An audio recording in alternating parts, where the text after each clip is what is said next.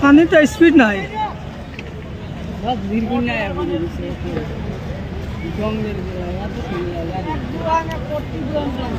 তসলিমুর দোকানে যাই থেকে কি জানা আমরা হইতাম পারি না